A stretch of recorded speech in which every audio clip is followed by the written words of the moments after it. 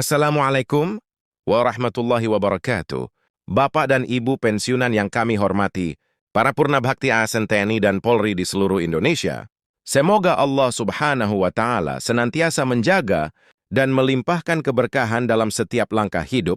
Bapak dan Ibu, pada kesempatan ini, kami menyampaikan sebuah laporan penting, sesuatu yang sangat dekat dengan kehidupan sehari-hari Bapak dan Ibu. Dalam beberapa waktu terakhir, ruang publik dipenuhi pembicaraan tentang perubahan aturan gaji pensiunan.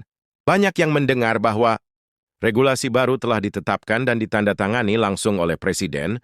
Kabar tersebut cepat menyebar dari obrolan warung kopi hingga grup percakapan keluarga dan pensiunan. Sebagian merasa optimistis, sebagian lainnya cemas.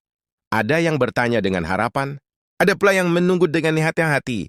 Situasi inilah yang mendorong kami untuk menyampaikan laporan ini secara utuh, agar Bapak dan Ibu tidak hanya mendengar potongan informasi, tetapi memahami keseluruhan gambaran.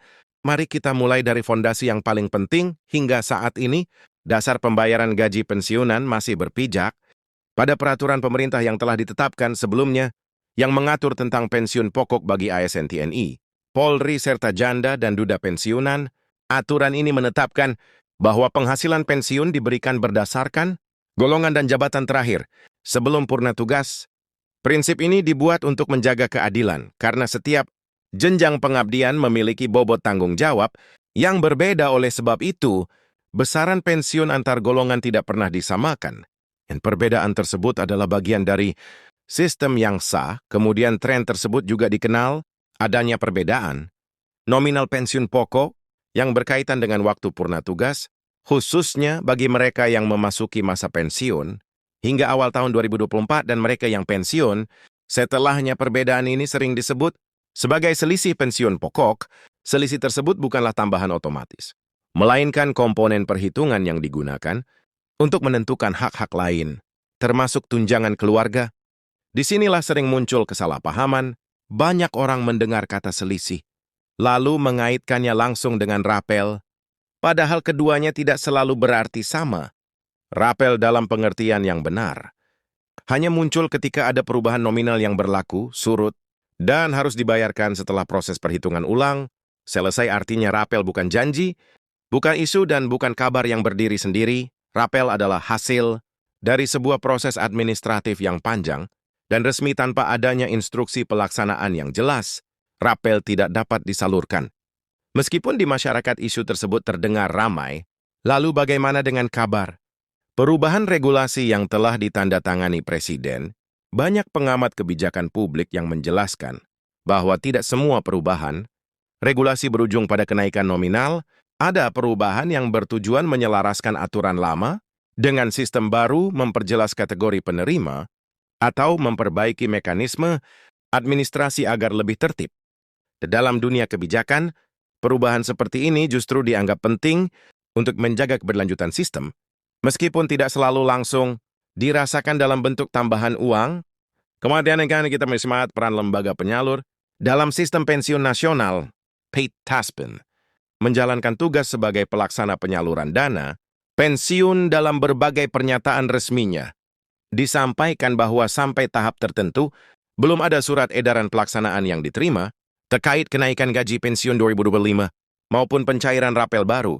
Ini berarti secara administratif mekanisme pembayaran masih berjalan sesuai aturan yang berlaku sebelumnya tanpa dokumen resmi tersebut.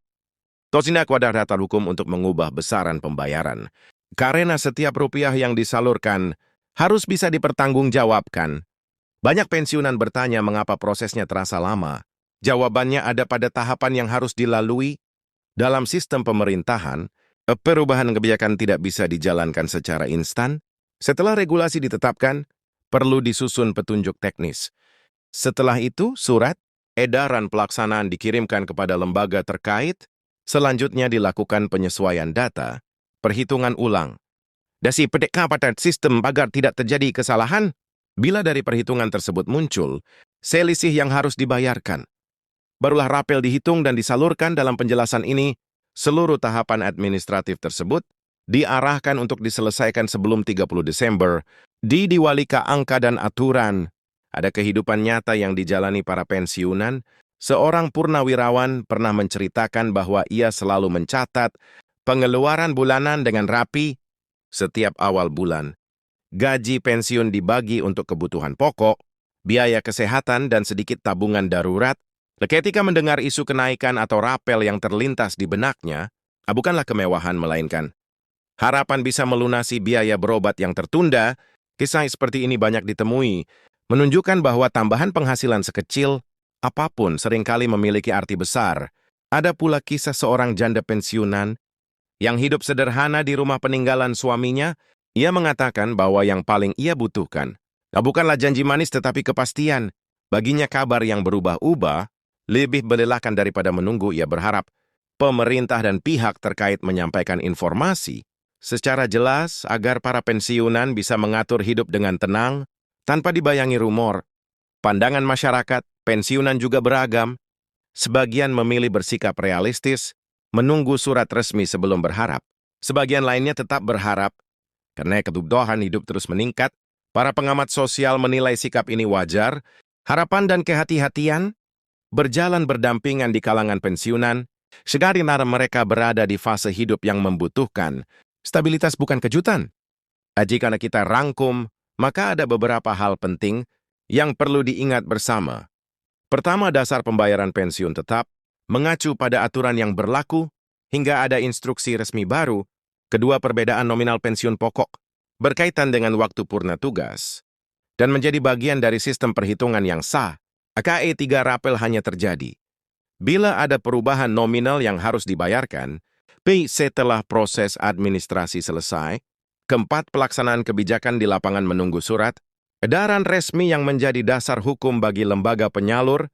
Kelima, seluruh proses administratif diarahkan untuk tertib dan diselesaikan sebelum 30 Desember. Bapak dan Ibu yang kami hormati, laporan ini kami sampaikan bukan untuk memadamkan harapan, tetapi untuk menempatkan harapan pada tempat yang tepat. Negara membangun sistem pensiun agar pengabdian panjang tidak berakhir dengan ketidakpastian. Prosesnya mungkin tidak selalu cepat, tetapi tujuannya adalah melindungi hak-hak pensiunan agar tidak terjadi kesalahan yang justru merugikan. Sebagai penutup, mari kita jaga ketenangan hati. Dengan izin Allah, setiap kebijakan akan berjalan sesuai jalurnya. Bersabar bukan berarti menyerah, melainkan menunggu dengan penuh keyakinan bahwa hak akan diberikan melalui cara yang benar.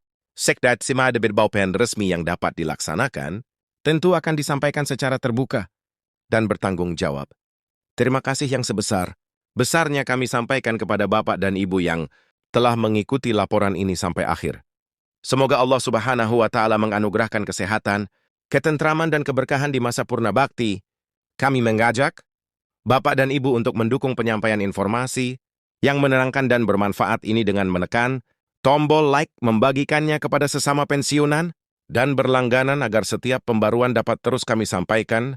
Insya Allah, laporan dan penjelasan akan kami hadirkan pada siaran berikutnya dengan pendekatan resmi dan penuh kehati-hatian. Informasi ini bukan sekedar kabar biasa, melainkan penjelasan menyeluruh mengenai kebijakan negara yang berdampak langsung pada penghasilan pensiun. Kesehatan memberi ketenangan.